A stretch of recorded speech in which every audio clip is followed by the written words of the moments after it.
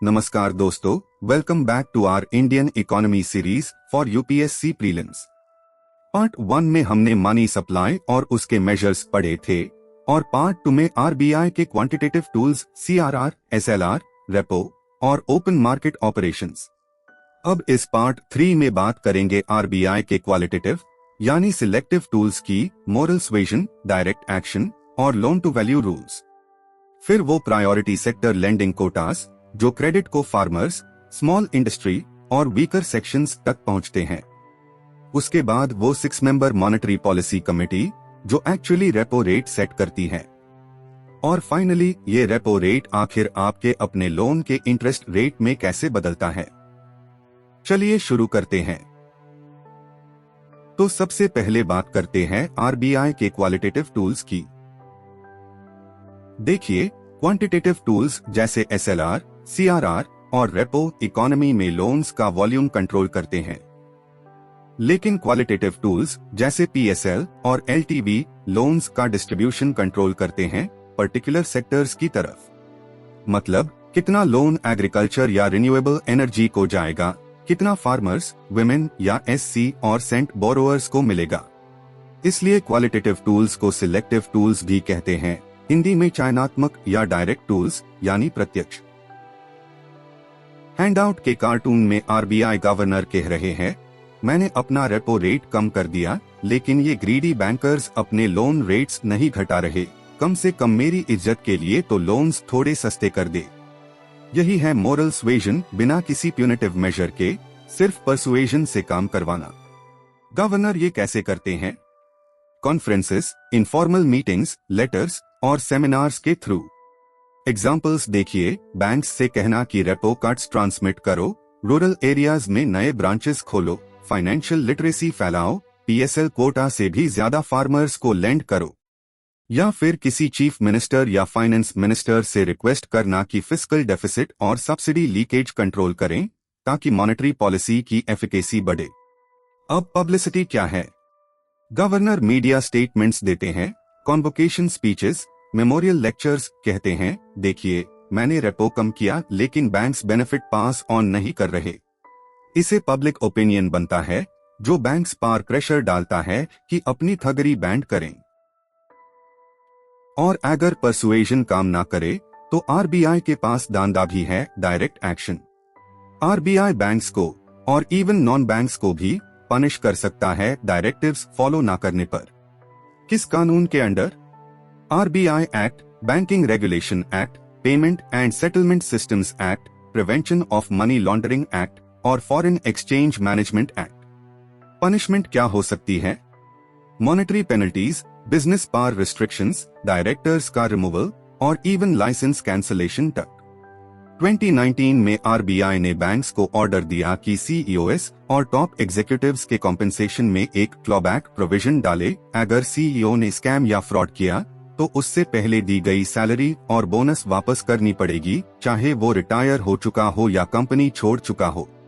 Direct action के recent examples याद रखिए, 2024 में पेटीएम पेमेंट्स बैंक पर बिजनेस रिस्ट्रिक्शंस और कोटक महिंद्रा बैंक के डिजिटल ऑनबोर्डिंग पर रोक।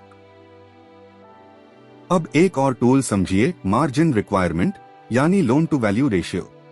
RBI gold loans, home loans, auto loans या बिजनेस लोन्स के लिए एलटीवी रेशियो मैंडेट कर सकता है। मतलब बैंक या एनबीएफसी कोलैटरल की वैल्यू के एक फिक्स्ड % से ज्यादा लेंड नहीं कर सकते। जो बचा हुआ पोर्शन है वो ही मार्जिन कहलाता है। आरबीआई इस परसेंटेज को चेंज करके डिमांड को बूस्ट या कर्ब कर सकता है। गोल्ड लोन एलटीवी का एग्जाम्पल देखिए, पहले गोल्ड ज्वेलरी की वैल्यू का 75% तक लोन मिलता था। कोविड के दौरान अगस्त 2020 से मार्च 2021 तक इसे बढ़ाकर 90% कर दिया गया इकोनॉमी रिवाइव करने के लिए। फिर अप्रैल 2021 से वापस 75%। अब 2025 का एक इंटरेस्टिंग अपडेट। अप्रैल 2025 में आरबीआई ने draft gold loan directions propose किए, जिनमें एक रिक्वायरमेंट थी कि बोरोअर गोल्ड प्लेज करने से पहले उसका ओनरशिप प्रूफ सबमिट करे।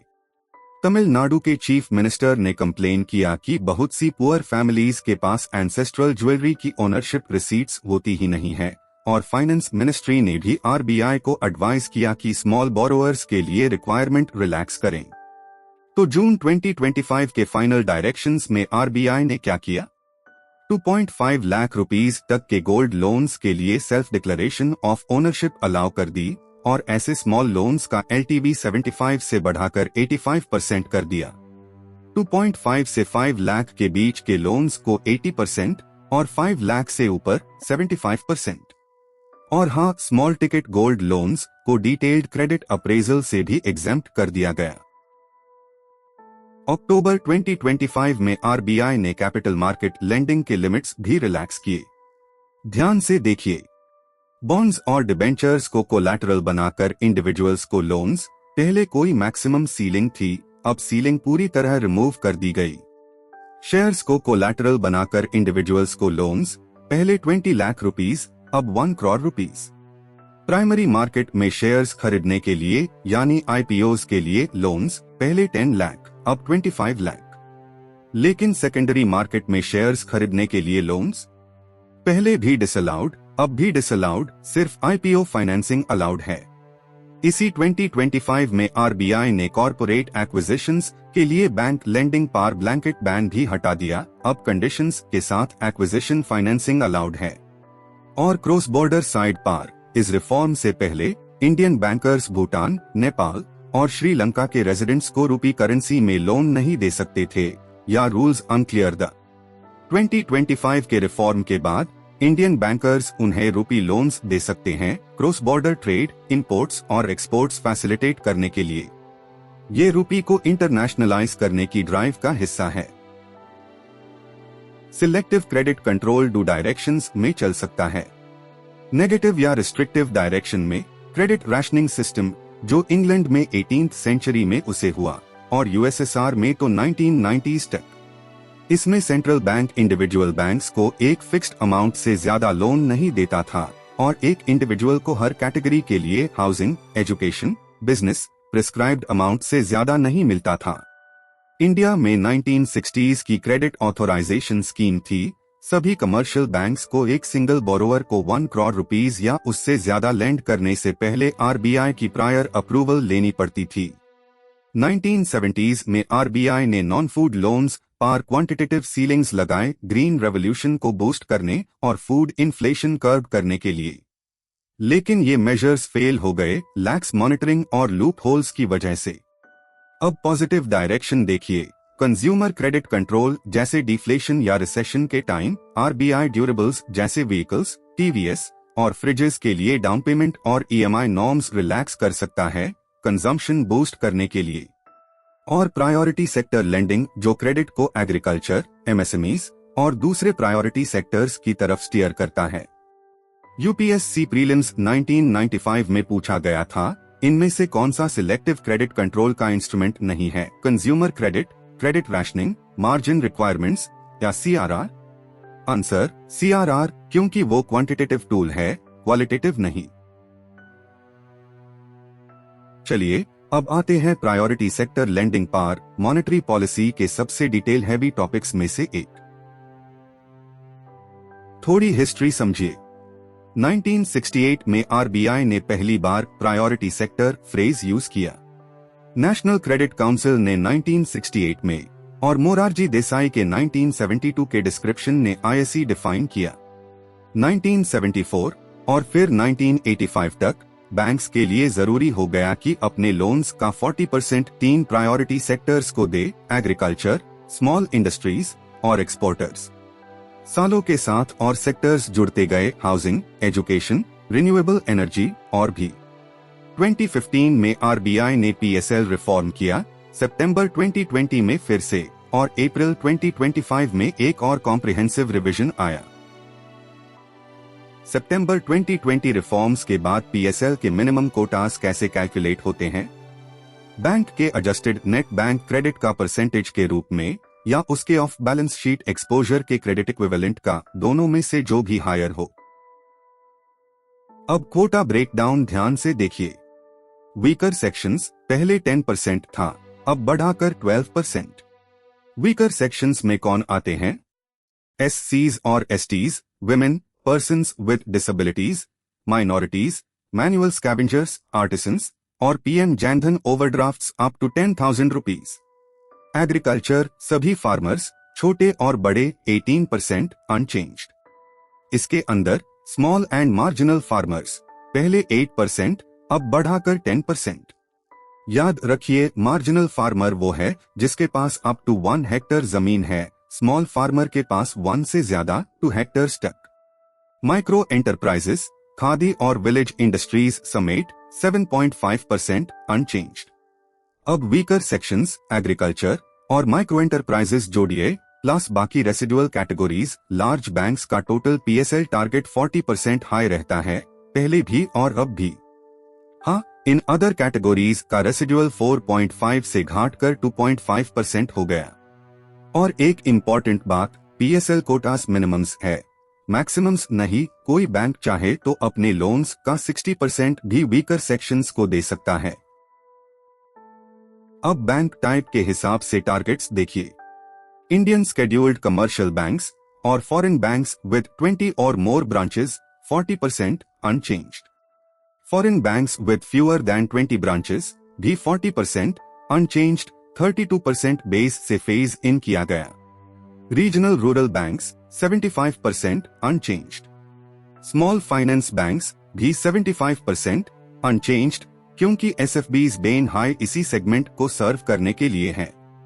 अर्बन कोऑपरेटिव बैंक्स 40% से बढ़ाकर 75% 2025-26 तक फेज इन, लेकिन फिर 2025 के रिवीजन ने UCB टारगेट को मॉडरेट करके 60% कर दिया फाइनेंशियल ईयर 2025-26 से. और rural cooperative banks not applicable, उनके लिए कोई PSL टारगेट सेट ही नहीं है. RBI डिस्ट्रिक्ट्स को भी क्लासिफाई करता है, सभी बैंक्स के प्रीवियस PSL लोन्स के बेसिस पर. जिन डिस्ट्रिक्ट्स में PSL क्रेडिट कम है, बिलो 6,000 रुपीज पर कैपिटा, उन्हें इंक्रीमेंटल क्रेडिट के लिए हायर वेट मिलता है 125%. ये RBI का बोनस इंसेंटिव है ताकि बैंक्स वहां ज्यादा लेंड करें. और जिन डिस्ट्रिक्ट्स में PSL क्रेडिट ऑलरेडी हाई है, अबव 25,000 रुपीज पर कैपिटा, उन्हें लोअर डिस्करेज्ड वेट मिलता है 90%, क्योंकि वो डिस्ट्रिक्ट ऑलरेडी सैचुरेटेड है. इसका मतलब क्या हुआ? बैंक्स बैकवर्ड डिस्ट्रिक्ट्स में लेंडिंग बढ़ाएंगे और इसे बैलेंस्ड रीजनल डेवलपमेंट में मदद मिलेगी. अब सोचिए, अगर कोई बैंक अपने PSL कोटास फुलफिल नहीं कर पाया तो ऐसे अंडरअचीवर बैंक को शॉर्टफॉल का पैसा डिपॉजिट करना पड़ता है नाबार्ड के रूरल इंफ्रास्ट्रक्चर डेवलपमेंट फंड में या SIDBI, नेशनल हाउसिंग बैंक, मुद्रा लिमिटेड वगैरह के फंड्स में, जैसा RBI डिसाइड करे. अंडरअचीवर बैंक को डिपॉजिट पर इंटरेस्ट तो मिलता है, लेकिन यूजुअली बैंक रेट से लिंक्ड, मार्केट से कम, और उसका पैसा एक लॉन्ग टर्म प्रोजेक्ट में लॉक हो जाता है. रिड्फ के बारे में याद रखिए, 1995-96 में सेटअप हुआ. नाबार्ड यानी national bank for agriculture and rural development के अंडर एग्रीकल्चर, सोशल सेक्टर और रूरल कनेक्टिविटी प्रोजेक्ट्स के लिए और लोन्स स्टेट गवर्नमेंट्स को जाते हैं. बजट 2023 ने एक और ऐसा फंड अनाउंस किया, UIDF urban infrastructure development fund. इसे मैनेज करता है नेशनल हाउसिंग बैंक. ये अर्बन इंफ्रास्ट्रक्चर फंड करता है स्पेशली टियर 2 और टियर 3 सिटीज में. Corpus about 10,000 crore rupees a year. अब एक स्मार्ट सिस्टम समझिए, प्रायोरिटी सेक्टर लेंडिंग सर्टिफिकेट्स. अप्रैल 2016 में लॉन्च हुई और RBI के ई-कुबेर प्लेटफॉर्म पर ट्रेड होते हैं. आइडिया सिंपल है, ओवर अचीविंग बैंक्स अपना एक्सेस PSL अचीवमेंट सर्टिफिकेट्स की फॉर्म में अंडर अचीविंग बैंक्स को बेच सकते हैं. लेकिन ध्यान रखिए, सिर्फ PSL टारगेट का क्रेडिट ट्रेड होता है, अंडरलाइंग लोन्स हमेशा सेलर के बुक्स पर ही रहते हैं. PSLCs 4 टाइप्स के होते हैं, agriculture, small and marginal farmers, micro enterprises और जनरल. और अगर PSLCs खरीदने के बाद भी कोई अंडरअचीवर शॉर्ट रह गया तो अल्टीमेटली बैलेंस शॉर्टफॉल रिड्फ, UIDF और ऐसे हाई फंड्स में डिपॉजिट करना पड़ेगा. चलिए कुछ प्रीवियस ईयर क्वेश्चंस देखते हैं.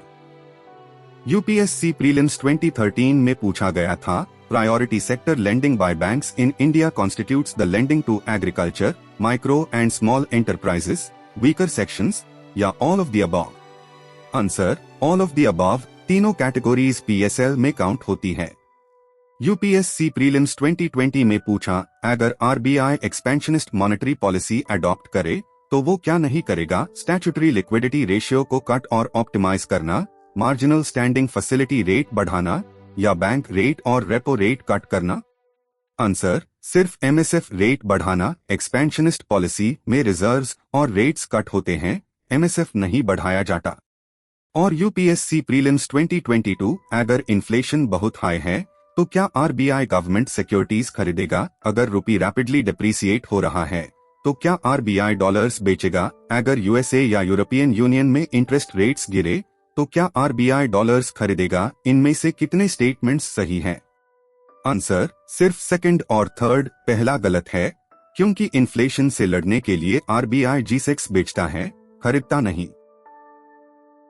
अब तक हमने सारे टूल्स अलग अलग देखे। चलिए अब एक रेडी रेकनर बनते हैं जो हर टूल को एक साथ जोड़ता है। डिफ्लेशन से कैसे लड़े जब सीपीआई 2% से नीचे हो? अडॉप्ट करिए easy, cheap, dovish expansionary policy. Money supply बढ़ाओ, लिक्विडिटी इंजेक्ट करो, लोन्स सस्ते करो, कंजम्पशन बढ़ाओ। अब हर टूल पर अप्लाई करके देखिए। रिजर्व्स, सीआरआर और एसएलआर डिक्रीज। की rates, repo, MSF, bank rate decrease. Reverse repo और एसडीएफ भी डिक्रीज, ताकि बैंक्स को आरबीआई के पास पैसा पार्क करने में कम मोटिवेशन माइल और वो लेंडिंग में ज्यादा प्रोएक्टिव बने। डिमांड बढ़ेगी, डिफ्लेशन से लड़ाई होगी। Market operations, OMO, RBI G6 खरीदेगा। मोरल स्वेजन और डायरेक्ट एक्शन, बैंक्स को नज या फोर्स करो डोविश पॉलिसी एनफोर्स करने के लिए। मार्जिन रिक्वायरमेंट या एलटीवी इंक्रीज, जैसे गोल्ड एलटीवी 60 से 90%। और सिलेक्टिव क्रेडिट कंट्रोल और पीएसएल अन सेक्टर्स में लोन फ्लो बढ़ाओ जो एम्प्लॉयमेंट जनरेट करते हैं, जैसे टेक्सटाइल्स, ताकि वर्कर्स ज्यादा खरीदे, डिमांड बढ़े और डिफ्लेशन से लड़ाई हो। और इन्फ्लेशन से लड़ना हो जब सीपीआई 6% से ऊपर हो। तो बिल्कुल उल्टा करिए, tight, dear, hawkish, contractionary policy. Reserves increase, key rates increase, inflation से लड़ने के लिए रेपो बढ़ाओ। रिवर्स रेपो और एसडीएफ इंक्रीज, अब बैंक्स को आरबीआई के पास पैसा पार्क करने में ज्यादा मोटिवेशन मिलेगा, पब्लिक के लिए लोनेबल फंड्स घटेंगे, लोन रेट्स बढ़ेंगे, डिमांड गिरेगी, इन्फ्लेशन से लड़ाई होगी। ओएमओ, आरबीआई G6 बेचेगा। मोरल स्वेजन और direct action, hawkish policy enforce करो। मार्जिन या एलटीवी डिक्रीज और सिलेक्टिव क्रेडिट कंट्रोल, अन सेक्टर्स में लोन फ्लो घटाओ जहां speculative investment demand side inflation पैदा कर रहा है, जैसे रियल एस्टेट और हाउसिंग। और अन सेक्टर्स में लोन फ्लो बढ़ाओ जहां लोन्स सप्लाई बढ़ा सकते हैं, जैसे अनियन फार्मर्स। टूल्स तो समझ लिए, अब देखते हैं कि आज के दिन मॉनेटरी पॉलिसी एक्चुअली बनती कैसे है। मॉनेटरी पॉलिसी कमेटी के थ्रू मॉनेटरी पॉलिसी बनाने की 3 स्ट्रैटेजीज होती है। पहली, एक्सचेंज रेट स्टेबिलिटी, सिंगापुर, और दूसरी एक्सपोर्ट ओरिएंटेड इकोनॉमीज इसे उसे करती है। वो अपनी करेंसी को डॉलर के अगेंस्ट एक सर्टेन रेट पार रखने की कोशिश करती है, एक्सपोर्ट्स बूस्ट करने के लिए। दूसरी, मल्टीपल इंडिकेटर्स, जिसमें central bank growth, employment, inflation और एक्सचेंज रेट सब पर एक साथ फोकस करता है। इंडिया ने यही फॉलो किया 1998 से 2016 तक। और तीसरी, फ्लेक्सिबल इन्फ्लेशन टारगेटिंग या प्राइस स्टेबिलिटी, जिसमें सेंट्रल बैंक का एम सिर्फ इन्फ्लेशन को कंट्रोल्ड रखना होता है, इस एक्सपेक्टेशन के साथ कि ग्रोथ, एम्प्लॉयमेंट और एक्सचेंज रेट ऑटोमेटिकली लाइन में आ जाएंगे। ये मॉडल वेस्टर्न नेशंस में सक्सीड हुआ। सबसे पहले न्यूजीलैंड ने 1990 में अडॉप्ट किया। इंडिया के लिए उर्जित पटेल कमेटी की 2013-14 की रिपोर्ट ने इसे रिकमेंड किया। फरवरी 2015 में गवर्नमेंट और आरबीआई ने monetary policy framework agreement sign किया और अक्टूबर 2016 से ये अडॉप्ट हुआ। आरबीआई एक्ट को फाइनेंस एक्ट 2016 के थ्रू अमेंड करके एक नया चैप्टर 3F इंसर्ट करके सेक्शंस 45ZA से 45ZO तक। अब एमपीसी को समझिए। मॉनेटरी पॉलिसी कमेटी एक स्टैट्यूटरी 6 मेंबर बॉडी है। आरबीआई साइड पर 3 मेंबर्स बैठते हैं। पहले RBI governor, as ex officio chairperson. दूसरे, मॉनेटरी पॉलिसी के इंचार्ज डेप्यूटी गवर्नर जनवरी 2020 से माइकल पत्र, जिनका टर्म जनवरी 2025 में खत्म हुआ, और अप्रैल 2025 से पूनम गुप्ता। और तीसरे, सेंट्रल बोर्ड का नॉमिनेट किया हुआ एक आरबीआई ऑफिसर, एक एग्जीक्यूटिव डायरेक्टर जैसे मृदुल सागर। ये सीट रोटेट होती है। इनकी टेन्योर इनकी एक्स ऑफिशियो जॉब से जुड़ी होती है। एग्जाम्पल समझिए, जैसे ही दिसंबर 2024 में संजय मल्होत्रा ने शक्तिकांता दास को गवर्नर के रूप में रिप्लेस किया, दास के एमपीसी पावर्स उसी मोमेंट खत्म हो गए। गवर्नमेंट साइड पर 3 एक्सटर्नल मेंबर्स होते हैं। अभी कौन है? Ram Singh director, Delhi school of economics, Saugata Bhattacharya economist और Nagesh Kumar director, institute for studies in industrial development. तीनों अक्टूबर 2024 में अपॉइंट हुए, अशिमा गोयल, जयंत वर्मा और शशांका भिडे को रिप्लेस करते हुए। इनकी टेन्योर फिक्स्ड 4 इयर्स है और रीअपॉइंटमेंट कभी नहीं होती एवर। इन्हें चुनता कौन है? एक सर्च कम सिलेक्शन कमेटी जिसके हेड कैबिनेट सेक्रेटरी होते हैं, साथ में RBI governor, economic affairs secretary और 3 एक्सपर्ट्स। एमपीसी के रूल्स याद रखिए। मीटिंग क्वोरम 4 पर्सन्स, जिसमें गवर्नर या उनकी एब्सेंस में डेप्यूटी गवर्नर मेंबर शामिल होना चाहिए। लीगली साल में एटलीस्ट 4 मीटिंग्स जरूरी है। प्रैक्टिस में आरबीआई 6 करता है, हर 2 महीने में। बाय मंथली पॉलिसी के लिए हाँ, कोविड के दौरान ज्यादा बार भी मिले थे। रेपो रेट डिसाइड होता है मेजॉरिटी वोट से, हर मेंबर का 1 वोट, और टाई होने पर गवर्नर को सेकंड कास्टिंग वोट मिलता है। हर मेंबर को अपना वोट एक्सप्लेन करता हुआ एक स्टेटमेंट लिखना पड़ता है। ट्रांसपेरेंसी और अकाउंटेबिलिटी के लिए 3 बातें। गवर्नमेंट अपना मैसेज सिर्फ राइटिंग में भेज सकती है, कमेटी को मीटिंग के 14th डे पर मिनट्स पब्लिश करने पड़ते हैं, और आरबीआई हर 6 मंथ्स में एक मॉनेटरी पॉलिसी रिपोर्ट पब्लिश करता है। अब इन्फ्लेशन टारगेट खुद कौन डिसाइड करता है? यूनियन गवर्नमेंट, आरबीआई गवर्नर के कंसल्टेशन से once every 5 years। Present target CPI all India को 4% पार रखना, with an upper tolerance of 6 और लोअर टॉलरेंस ऑफ 2, यानी 4% प्लस और -2।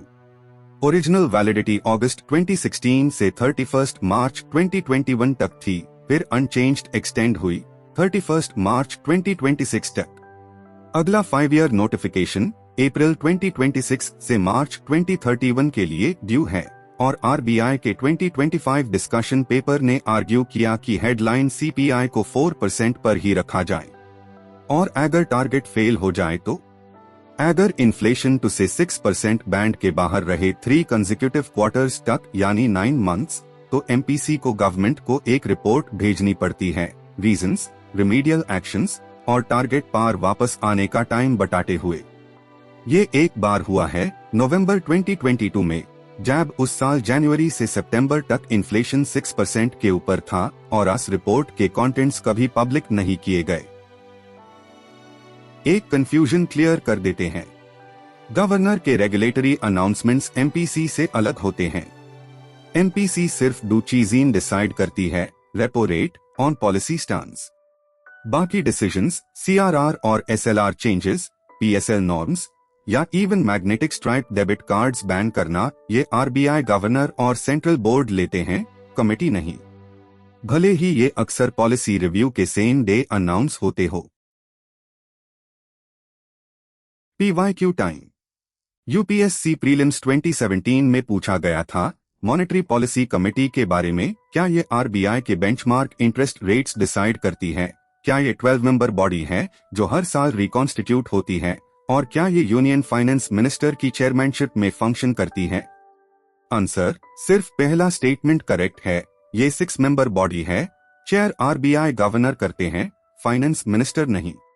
यूपीएससी प्रीलिम्स 2015 में पूछा, इंडिया में इन्फ्लेशन के रेफरेंस में कौन सा स्टेटमेंट सही है? इन्फ्लेशन कंट्रोल सिर्फ गवर्नमेंट का काम है, आरबीआई का कोई रोल नहीं है। Decreased money circulation inflation control में हेल्प करता है या इंक्रीज्ड मनी सर्कुलेशन हेल्प करता है?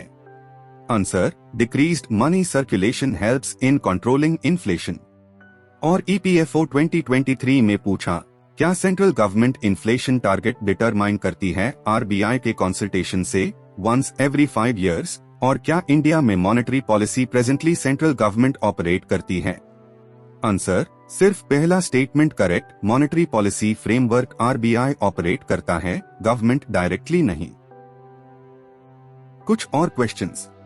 यूपीएससी प्रीलिम्स 2022 इंडिया में इन्फ्लेशन कंट्रोल करके प्राइस स्टेबिलिटी मेंटेन करने की जिम्मेदारी किसकी है? Department of consumer affairs, expenditure management commission, financial stability and development council या reserve bank of India? Answer, reserve bank of India MPC के थ्रू। यूपीएससी प्रीलिम्स 2023, क्या ये सही है कि पोस्ट पैंडेमिक पीरियड में दुनिया भर के कई सेंट्रल बैंक्स ने इंटरेस्ट रेट्स हाइक किए, और क्या ये सही है कि सेंट्रल बैंक्स जनरली अज्यूम करते हैं कि वो मॉनेटरी पॉलिसी से राइजिंग कंज्यूमर प्राइसेस को काउंटरैक्ट कर सकते हैं? आंसर, दोनों स्टेटमेंट्स करेक्ट है, और सेकंड स्टेटमेंट फर्स्ट को एक्सप्लेन भी करता है। और UPSC prelims 2025, reserve bank of India के इनकम के सोर्सेज कौन से हैं? गवर्नमेंट बॉन्ड्स की बाइंग और सेलिंग, फॉरेन करेंसी की बाइंग और सेलिंग, गवर्नमेंट के पेंशन फंड्स मैनेज करना, प्राइवेट कंपनीज को लेंडिंग या करेंसी नोट्स प्रिंट और डिस्ट्रीब्यूट करना? यूपीएससी की ऑफिशियल की कहती है सिर्फ पहले दो, G6 की बाइंग सेलिंग और फॉरेन करेंसी की buying selling. Pension funds PFRDA का काम है, आरबीआई प्राइवेट कंपनीज को लेंड नहीं करता, और नोट्स प्रिंटिंग ऑफिशियल आंसर की पार एक्सपेंस ट्रीट होती है, इनकम नहीं। भले ही कई इकोनॉमिस्ट्स आर्ग्यू करते हैं कि सेनियरेज काउंट होना चाहिए। चलिए अब थोड़ा टाइम ट्रैवल करते हैं रेपो रेट का सफर 2007 से लेकर दिसंबर 2025 तक। ट्रेंड देखिए। 2007 रेपो अराउंड 7.75%। 2008 इन्फ्लेशन से लड़ने के लिए 9% तक हाइक हुआ, फिर यूएस सबप्राइम क्राइसिस के बाद शार्पली कट, अप्रैल 2009 तक 4.75% जीडीपी बूस्ट करने के लिए। 2011 इन्फ्लेशन से लड़ने के लिए 8.5% तक रेज्ड, और 2013 तक अराउंड 8% के आसपास ही रहा। पोस्ट डिमोनेटाइजेशन 2016 से 2018 6.25 से 6.5%। 2019 कट हुआ 5.15% तक, और 2020 कोविड मार्च में 4.40% और मई में 4%, the lowest ever GDP boost करने के लिए। अब आगे बढ़ते हैं। मई 2022 से पोस्ट यूक्रेन वॉर इन्फ्लेशन से लड़ने के लिए आरबीआई ने रेपो को स्टेप्स में हाइक किया, फरवरी 2023 तक 6.50% और वहां पूरे 2 साल होल्ड किया। फरवरी 2025 नए गवर्नर संजय मल्होत्रा के अंडर कट टू 6.25%। अप्रैल 2025 दूसरा कट 6%। जून 2025 एक जंबो 50 बेसिस पॉइंट कट 5.50% और साथ में सीआरआर भी 4 से 3%। और दिसंबर 2025 फिर कट 5.25% सीधा जीडीपी ग्रोथ बूस्ट करने के लिए। हर मीटिंग के बाद एमपीसी अपना स्टांस अनाउंस करती है, यानी आगे रेपो रेट के साथ क्या करने का इरादा है। Calibrated tightening, hike possible, cut not possible, hold possible.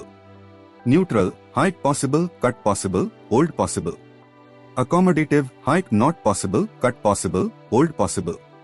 और विथड्रॉल ऑफ अकोमोडेशन, जो 2022 से 2024 तक उसे हुआ, इसका मतलब था कोविड एरा ईजिंग को अनवाइंड करना, इफेक्टिवली एक टाइटनिंग बायस। स्टांस क्यों इंपॉर्टेंट है? ये इन्वेस्टर्स, बोरोअर्स और बैंकर्स को आरबीआई के लाइकली फ्यूचर एक्शन की गाइडेंस देता है। लेकिन याद रखिए, एमपीसी लीगली बाउंड नहीं है अपना हाई स्टांस फॉलो करने के लिए।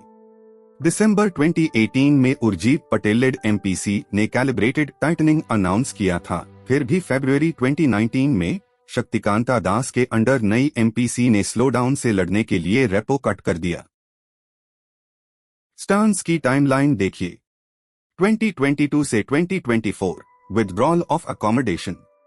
अक्टूबर 2024 shifted to neutral. April 2025 accommodative.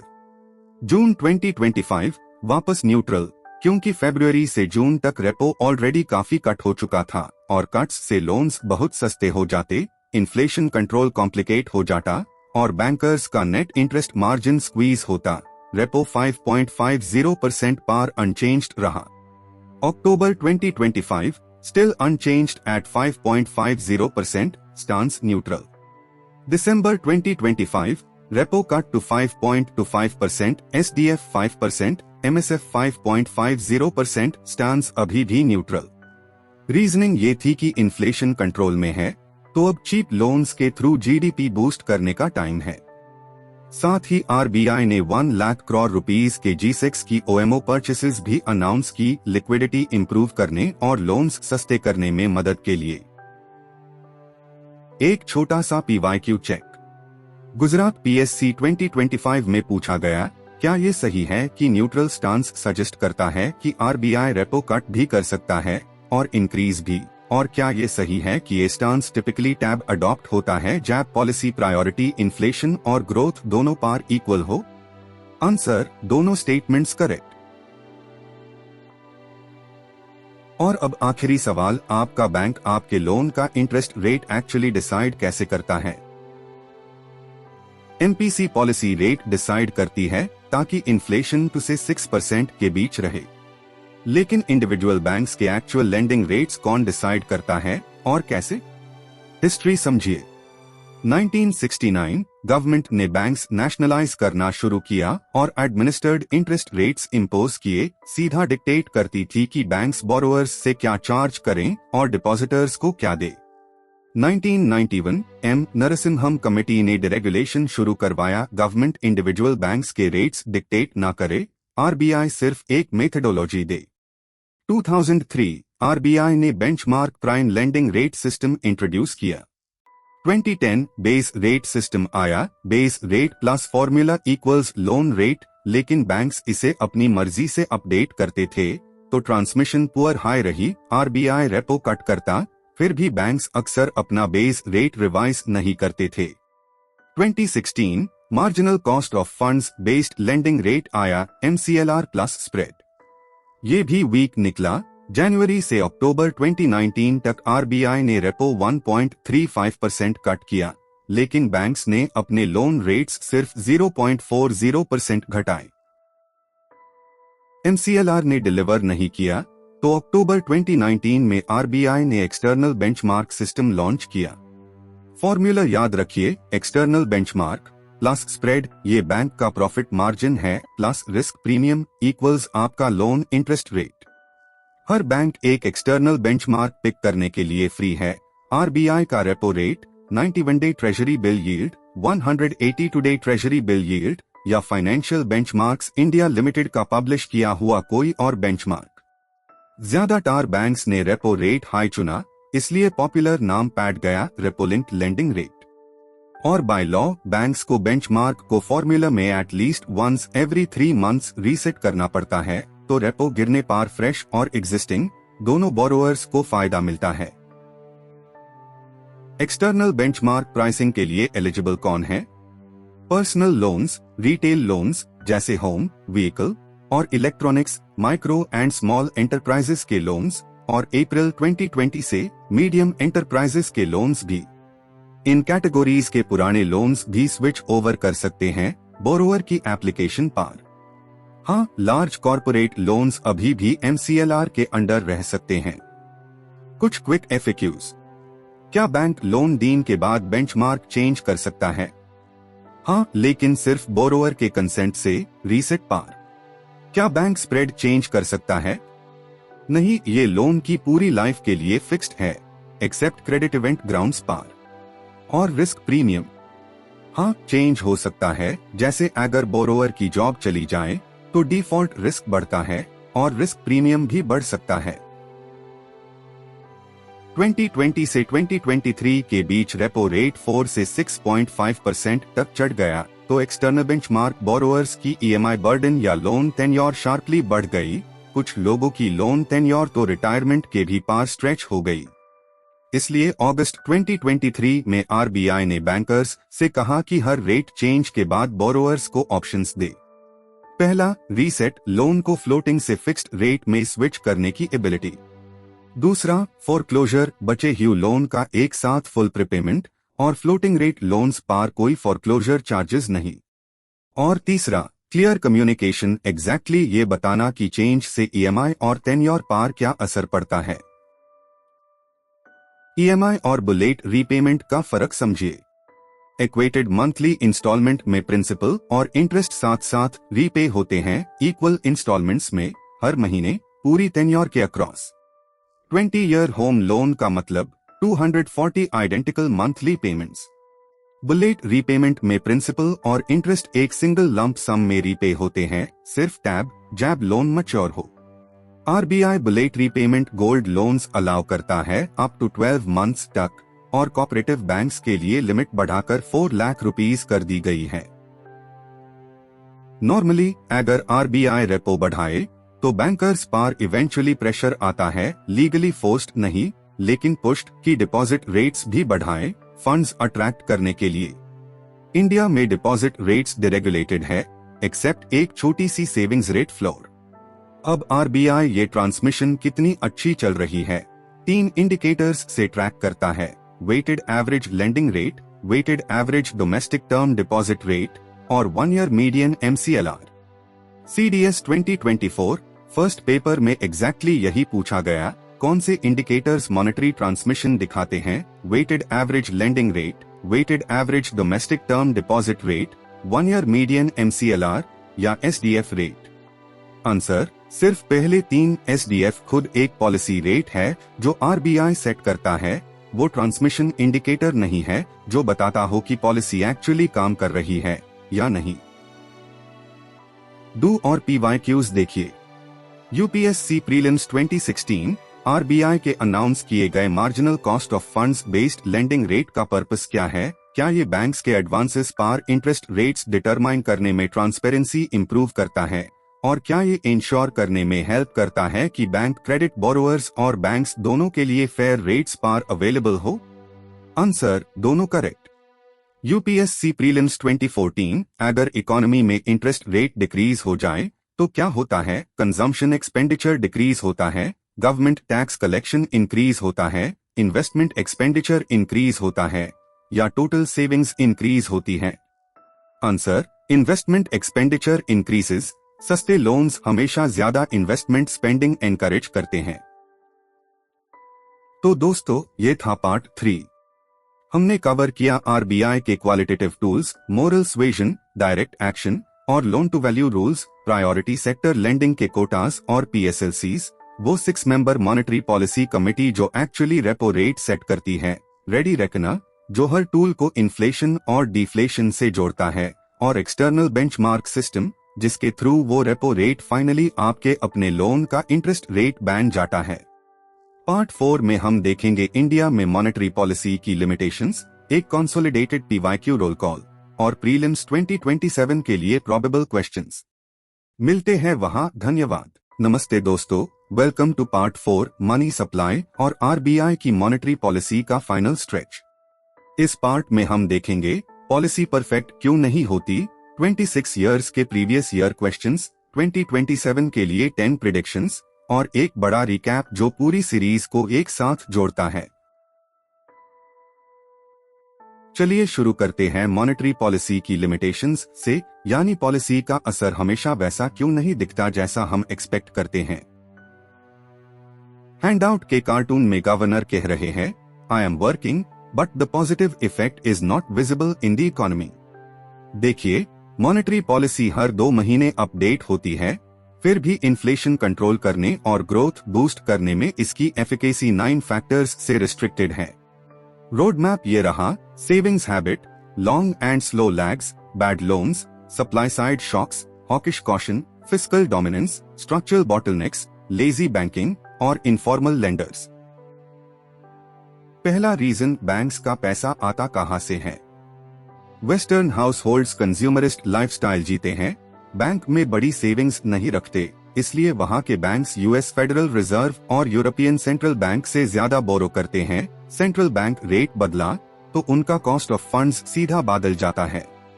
India में रेपो बैंक्स के फंड्स का मेजर सोर्स नहीं है, क्योंकि हाउस होल्ड सेविंग्स और डिपॉजिट्स हाई है, तो रेपो सस्ता होने से इंडियन बैंक्स का कॉस्ट ऑफ फंड्स तुरंत ज्यादा नहीं बदलता। दूसरा reason long and variable lags. External benchmarking के बाद भी आरबीआई की अपनी रिसर्च कहती है कि रेपो कट का फायदा एंड कस्टमर तक पहुंचने में कम से कम 6 to 12 मंथ्स लगते हैं और रेपो चेंजेस को इन्फ्लेशन पर असर दिखाने में अराउंड 24 मंथ्स। तीसरा रीजन बैड लोन्स का बोझ। पब्लिक सेक्टर बैंक्स में पुअर मैनेजमेंट, प्राइवेट बैंक्स में स्कैम्स और बेड एनपीएज, ये सब मॉनेटरी पॉलिसी का इम्पैक्ट रोक देते हैं। चौथा रीजन सप्लाई शॉक्स, जिनको आरबीआई टच ही नहीं कर सकता। एल नैनो और खराब मॉनसून से क्रॉप आउटपुट गिरता है और फूड इन्फ्लेशन आती है। वॉर्स और जियोपॉलिटिक्स से ग्लोबल क्रूड और रॉ मटेरियल प्राइसेस बढ़ते हैं और चाइना और यूएसए का प्रोटेक्शनिज्म हमारे एक्सपोर्ट्स को नुकसान पहुंचता है। याद रखिए, आरबीआई इन चीजों को कंट्रोल नहीं कर सकता क्योंकि मॉनेटरी पॉलिसी डिमांड पार काम करती है, सप्लाई पार नहीं। पांचवा रीजन एक कॉशियस आरबीआई। चीप लोन्स से कंजम्पशन, इन्वेस्टमेंट और ग्रोथ बूस्ट हो सकती है, लेकिन गवर्नर्स रघुराम राजन और उर्जित पटेल के टाइम आरबीआई मॉनसून और ऑयल के डर से इन्फ्लेशन को लेकर अक्सर एप्रीहेंसिव रहता था। रेपो हाई रखने का इंक्लिनेशन था, फिर क्रिटिसिज्म हुआ कि पॉलिसी हॉकिश है, ग्रोथ फैसिलिटेट नहीं कर रही। छठा reason fiscal dominance. Government side issues, fiscal deficit, subsidy leakage, populist loan waivers demand और इन्फ्लेशन को पुश करते हैं और मॉनेटरी पॉलिसी ब्लंट हो जाती है। दोनों केसेस में रिजल्ट वही है, आरबीआई के टूल्स डाइल्यूट हो जाते हैं, चाहे अपनी कॉशन से या गवर्नमेंट स्पेंडिंग से जो उसके कंट्रोल में ही नहीं। सातवां reason structural bottlenecks. Ease of doing business की कमी, खराब इलेक्ट्रिसिटी और रोड इंफ्रास्ट्रक्चर, प्रोडक्शन और सप्लाई प्रभावित होती है और इसलिए इन्फ्लेशन ट्रेंड्स भी आरबीआई कोई मैजिक वैंड तो घुमा नहीं सकता। अथवा रीजन लेजी बैंकिंग। अगर बैंकर्स लोन क्लाइंट्स ढूंढने की मेहनत ही ना करें तो मनी मल्टीप्लायर इंप्रूव नहीं होगा। और नौवां reason informal lenders. Rural areas में मनी लेंडर्स फॉर्मल सिस्टम के बाहर एक्सॉर्बिटेंट रेट्स पार कैश घूमते हैं। पुअर बैंकिंग पेनिट्रेशन और वीक फाइनेंशियल इंक्लूजन की वजह से रूरल इकोनॉमी कैश पार चलती है। आरबीआई रेपो कट भी कर दे, वहाँ कुछ नहीं बदलता। अब एक इम्पॉर्टेंट सवाल, क्या 2022 में मॉनेटरी पॉलिसी टारगेट फेल हुआ? जी हाँ, जनवरी से नवंबर 2022 तक सीपीआई इन्फ्लेशन 9 मंथ्स से ज्यादा 6% के ऊपर रही, पीक हुआ 7.8% पार अप्रैल 2022 में। तो आरबीआई एक्ट के अंडर एमपीसी को नवंबर 2022 में गवर्नमेंट को फॉर्मल रिपोर्ट लिखनी पड़ी, फेलियर एक्सप्लेन करते हुए। ट्रिगर याद रखिए, 3 कंसेक्यूटिव क्वार्टर्स 2 to 6% बैंड के बाहर, और ऐसा अब तक सिर्फ एक ही बार हुआ है। ब्लैक स्वान इवेंट क्या होता है? एक unprecedented, unexpected, extreme risk event with severe consequences, जैसे 2007 का यूएस सबप्राइम क्राइसिस या 2020 की कोविड पैंडेमिक। ये थ्योरी दी थी ऑथर और फॉर्मर ट्रेडर नसीम निकोलस तालिब ने अपनी 2007 की बुक द ब्लैक स्वान में। समझिए, मॉनेटरी पॉलिसी ऐसे शॉक्स को एंटिसिपेट नहीं कर सकती, सिर्फ बाद में रिस्पॉन्ड कर सकती है। मैकेनिज्म समझिए, इन्फ्लेशन हाई है तो आरबीआई लोन्स महंगे करता है, शॉपिंग और प्रोडक्शन गिरती है और जीडीपी ग्रोथ गिरती है। अब अगर आरबीआई ये बहुत फास्ट करे तो होता है hard landing, GDP growth crash, शायद रिसेशन और जॉब लॉसेस भी, जैसे प्लेन क्रैश हो जाए। और अगर ग्रेजुअली करे तो सॉफ्ट लैंडिंग, ग्रोथ स्मूथली नीचे आती है, इन्फ्लेशन ठंडा होता है, जैसे प्लेन आराम से रनवे पार उतरे। हर गवर्नर का सपना होता है सॉफ्ट लैंडिंग, और यूएस फेडरल रिजर्व का 2022 से 2024 का रेट हाइक साइकिल इसका रियल वर्ल्ड एग्जाम्पल माना जाता है। कैंटिलोन इफेक्ट का नाम 18th century economist Richard Cantillon के नाम पर है। जब मनी सप्लाई बढ़ाई जाती है तो जो लोग फ्रेशली क्रिएटेड मनी सबसे पहले रिसीव करते हैं उनकी परचेसिंग पावर बढ़ जाती है, बाकी सबकी कॉस्ट पार। हैंडआउट का चार्ट देखिए, आरबीआई मनी सप्लाई 1000 रुपीज बढ़ता है। एक्सपेक्टेशन रिच, मिडिल क्लास और पुअर तीनों को लगभग 333 माइल। रियलिटी रिच को 800, मिडिल क्लास को 190 और पुअर को सिर्फ 10, क्योंकि चीप लोन्स सबसे पहले रिच और फाइनेंशियल प्लेयर्स कैप्चर कर लेते हैं और फिर जो चीजें वो खरीदते हैं उनके प्राइसेस बिड अप हो जाते हैं। इसका मतलब क्या हुआ? इजी मनी इनइक्वालिटी बढ़ा सकती है, एसेट प्राइस इन्फ्लेशन ला सकती है बिना पुअर की मदद किए और स्टैगफ्लेशन तक फीड कर सकती है। क्वांटिटेटिव ईजिंग यानी QE, जब interest rates already near zero हो तब central bank large scale bonds और अदर एसेट्स खरीद कर लिक्विडिटी इंजेक्ट करता है। यूएस फेड ने ये किया 2008 से 2014 तक और फिर 2020 में। इसे सेटअप होता है कैरी ट्रेड का। फेड रेट्स लो है तो इन्वेस्टर्स सस्ता डॉलर बोरो करके इंडिया में हायर रिटर्न्स चेज करते हैं। डॉलर्स इंडिया आते हैं, रुपी स्ट्रॉन्ग होता है और इंडियन शेयर्स चढ़ते हैं। फिर आती है फेड टेपरिंग। फेड अपनी बॉन्ड परचेसेस पहले स्लो करता है, फिर रिवर्स और रेट्स हाइक करता है। जैसे 2022 में हुआ, ट्रेड उल्टा घूम जाता है और पैसा इंडिया से वापस यूएस भाग जाता है। इंडिया पर इम्पैक्ट क्या होता है?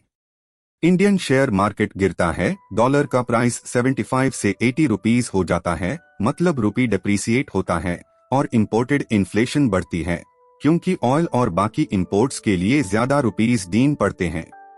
2013 का टेपर टेंट्रम पहला ऐसा एपिसोड था। फेड के सिर्फ एक सिग्नल से इमर्जिंग मार्केट्स में पैनिक फैल गया और इंडिया फ्रैजाइल 5 इकोनॉमीज में गिना गया। यूपीएससी प्रीलिम्स 2022 में पूछा गया था, क्या टाइट फेड पॉलिसी से कैपिटल फ्लाइट होता है? क्या कैपिटल फ्लाइट से फर्म्स की एक्सटर्नल कमर्शियल बोरोइंग्स का इंटरेस्ट कॉस्ट बढ़ता है? और क्या डिवैल्यूएशन से ऐसी बोरोइंग्स का करेंसी रिस्क डिक्रीज होता है? सिर्फ पहले दो सही है। डिवैल्यूएशन से डॉलर बोरोइंग्स चुकाने की रुपी कॉस्ट एक्चुअली इंक्रीज होती है, डिक्रीज नहीं। लिक्विडिटी ट्रैप, ये टर्म सबसे पहले कीन्स ने उसे किया था। होता क्या है? सेंट्रल बैंक इकोनॉमी बूस्ट करने के लिए बार बार इंटरेस्ट रेट्स काटा है, यहाँ तक कि रेट्स नियरली जीरो हो जाते हैं। लेकिन पेसिमिस्टिक हाउसहोल्ड्स और बिजनेसेस खर्च या इन्वेस्ट करने की जगह बस कैश होल्ड करते हैं। बैंक्स को क्रेडिटवर्दी बोरोअर्स मिलते ही नहीं, वो आइडल रिजर्व्स पार बैठे रहते हैं। मनी की डिमांड परफेक्टली इलास्टिक हो जाती है। यहाँ मॉनेटरी पॉलिसी अपनी पावर खो देती है और कट्स से रेट्स जीरो के नीचे नहीं जा सकते, ना डिमांड रिवाइव होती है। इकोनॉमी लो ग्रोथ और लो इन्फ्लेशन में फांसी रहती है, चीप मनी के बावजूद, जैसे जापान 1990s में और यूएस और यूरोप 2008 के बाद। अब सिर्फ फिस्कल स्टिम्युलस हाई काम आता है। कुछ सेंट्रल बैंक्स ने तो नेगेटिव इंटरेस्ट रेट्स भी ट्राई किए। एक classic confusion, liquidity trap versus liquidity overhang. दोनों को अलग अलग फोटो फ्रेम्स में देखिए, खिचड़ी मत पकाइए। लिक्विडिटी ओवरहैंग एक सप्लाई साइड प्रॉब्लम है। मनी सप्लाई लोन डिमांड से कहीं ज्यादा है, बैंक्स आइडल सरप्लस कैश पार बैठे हैं और अगर ये एब्जॉर्ब ना हो तो इन्फ्लेशन बिगड़ सकती है। इसका फिक्स है एब्जॉर्प्शन टूल्स जैसे इंक्रीमेंटल CRR या standing deposit facility. Liquidity trap एक डिमांड साइड फेलियर है। Interest rates already near zero हैं, फिर भी लोग कैश होल्ड कर रहे हैं। यहाँ मॉनेटरी पॉलिसी इम्पोर्टेंट हो जाती है और सिर्फ fiscal policy high demand revive कर सकती है। Same word, opposite failure. हमेशा चेक करिए कौन सा साइड टूटा है, सप्लाई या डिमांड। चलिए अब एक रैपिड फायर रिकैप। 26 साल के UPSC previous year questions, money supply और मॉनेटरी पॉलिसी पार कीम के हिसाब से ग्रुप। सबसे पहले टूल्स टेबल, जो इस पूरे टॉपिक का दिल है। CRR, SLR, repo, reverse repo, MSF, SDF, bank rate और OMO और इन्फ्लेशन वर्सेस डिफ्लेशन में हर टूल की डायरेक्शन। 2012 में यूपीएससी ने पूछा मनी सप्लाई क्या बढ़ता है? RBI का G6 खरीदना प्लस गवर्नमेंट का RBI से बोरो करना। 2013 में बैंक रेट हाइक का सिग्नल था टाइट कॉन्ट्रैक्शनरी पॉलिसी। 2015 में 50 बेसिस पॉइंट SLR कट का मतलब बैंक्स लेंडिंग रेट्स काट सकते हैं।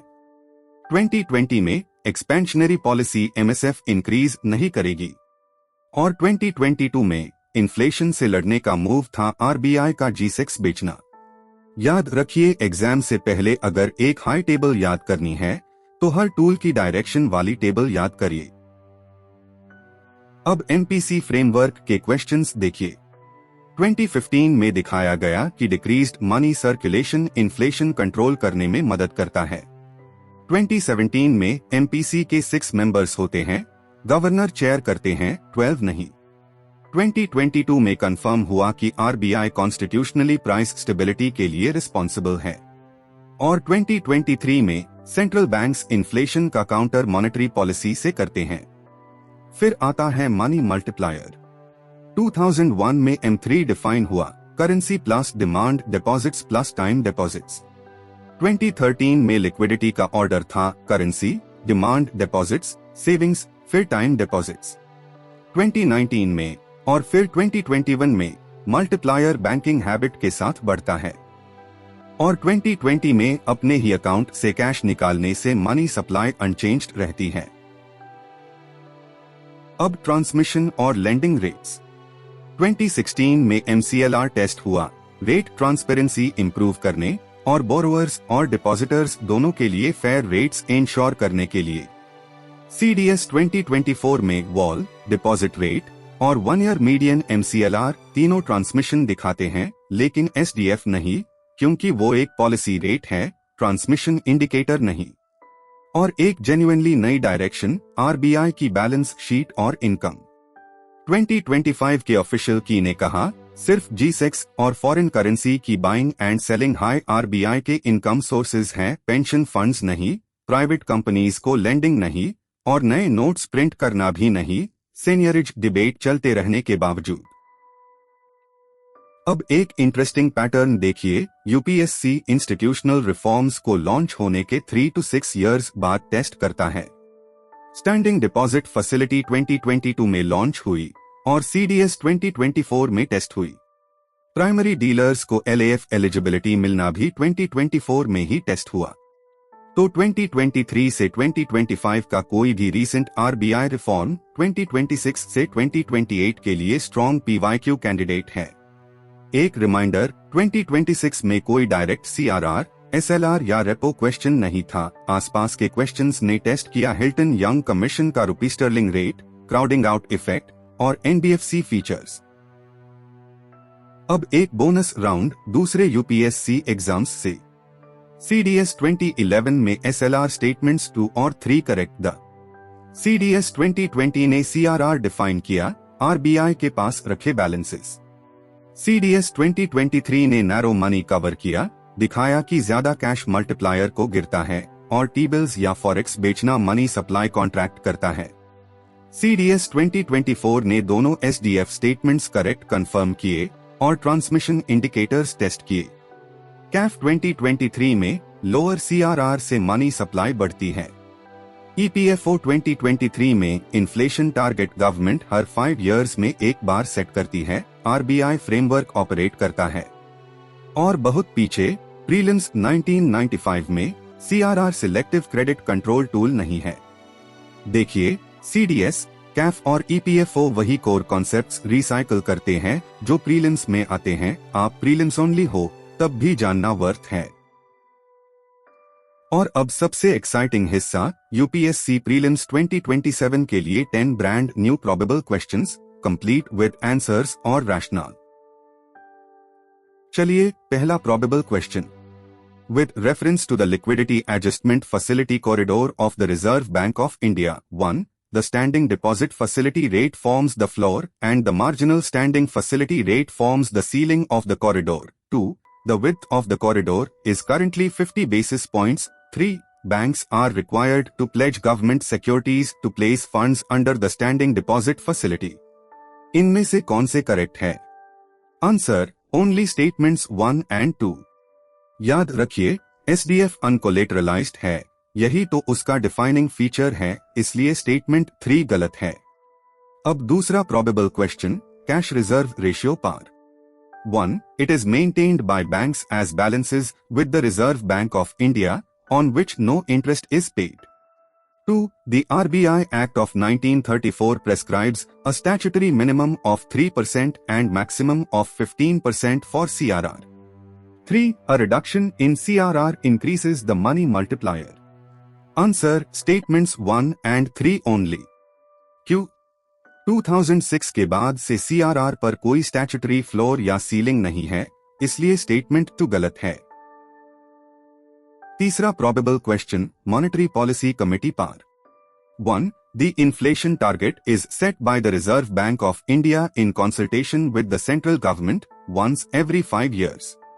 2. External members hold office for 4 years and are eligible for 1 reappointment. 3. In the event of a tie, the governor has a second or casting vote. कितने statements correct है? Answer सिर्फ एक, statement 3 alone. देखिए trick क्या है। Target actually government set करती है, RBI के कंसल्टेशन में, उल्टा नहीं, और एक्सटर्नल मेंबर्स कभी रीअपॉइंट नहीं हो सकते। चौथा प्रोबेबल क्वेश्चन रिजर्व मनी यानी M0 में क्या इंक्लूडेड है? 1. Currency in circulation. 2. Bankers deposits with the Reserve bank of India. 3. Demand deposits of the public with commercial banks. 4. Other deposits with the Reserve bank of India. Answer 1, 2 और 4 only. Demand deposits with commercial banks M1 में आते हैं, M0 में नहीं। पांचवा probable question RBI के open market operations पार। 1. An outright purchase of government securities by RBI injects durable liquidity into the banking system. 2. Under Operation Twist, RBI simultaneously buys long-term and sells short-term government securities to lower long-term yields. 3. The Government Securities Acquisition Program, or GSAP, of 2021 involved RBI purchases on a pre-announced calendar. Answer तीनों statements correct है। अब छठा probable question priority sector lending par. 1. The PSL target for scheduled commercial banks is 40% of adjusted net bank credit. 2. Banks that fall short of PSL targets must contribute to funds such as the Rural Infrastructure Development Fund of NABARD and the Urban Infrastructure Development Fund of the National Housing Bank. 3. PSL norms apply equally to non-banking financial companies. Answer only statements 1 and 2. याद रखिए PSL norms NBFCs पार apply नहीं होते। सातवां probable question RBI के 2019 वेल external benchmark lending rate regime के under floating rate retail loans price करने के लिए बैंक कौन सा एक्सटर्नल बेंचमार्क यूज कर सकता है? 1. RBI's policy repo rate. 2. Yield on 91-day treasury bills. 3. The bank's own marginal cost of funds based lending rate. 4. A benchmark published by Financial Benchmarks India Limited. Answer 1, 2 और 4 only. MCLR एक internal benchmark है, external नहीं। अथवा probable question liquidity overhang को best describe कौन करता है? Option A a situation where interest rates are close to zero and additional money supply fails to stimulate demand. Option B a situation where the supply of money in the banking system substantially exceeds the demand for credit, pushing interest rates down. Option C, a situation where banks hold statutory liquidity ratio securities in excess of the prescribed minimum. Option D, a situation where the central bank's foreign exchange assets exceed its domestic assets. Answer option B और ध्यान दीजिए option A actually liquidity trap describe करता है, classic UPSC lookalike pair है ये। नौवां probable question 1. The marginal standing facility allows scheduled commercial banks to borrow overnight from RBI against securities held within their own statutory liquidity ratio portfolio. 2.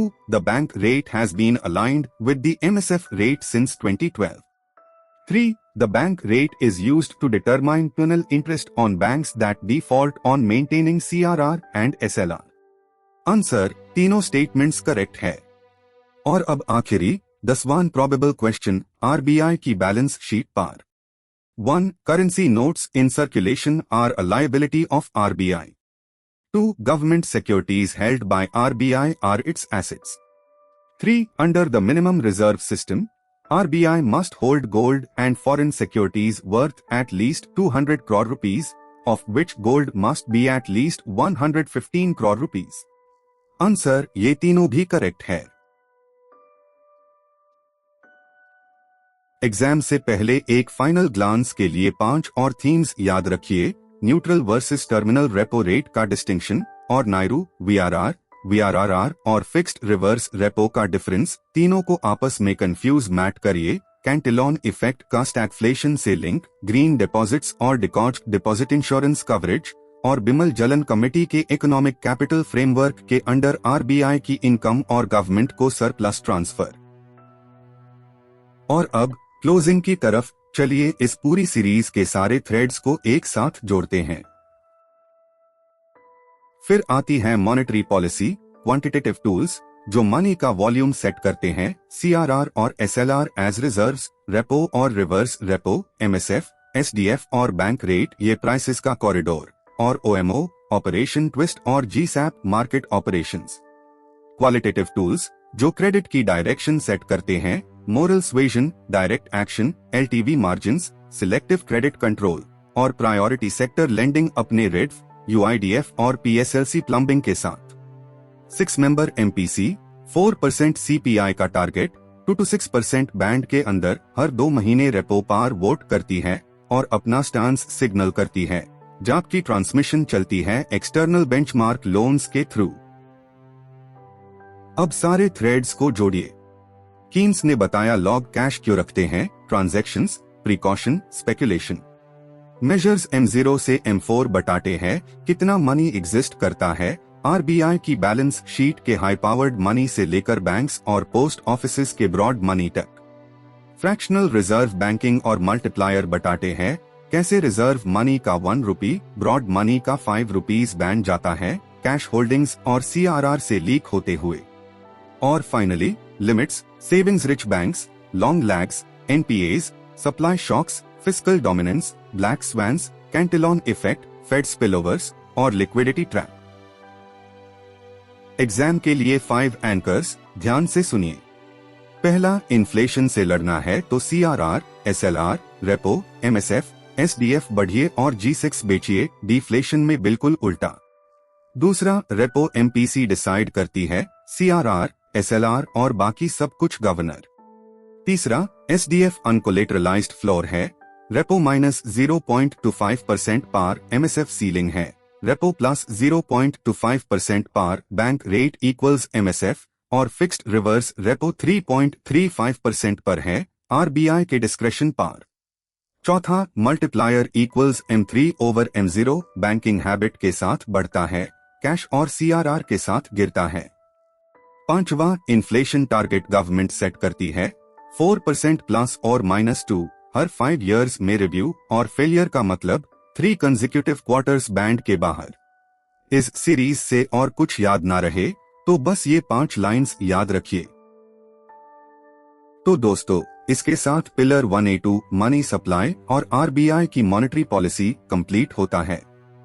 चारों parts में आपने cover किया demand for money, M0 से M4, creation of money, quantitative tools, qualitative tools, MPC और बीच की हर एक limitation.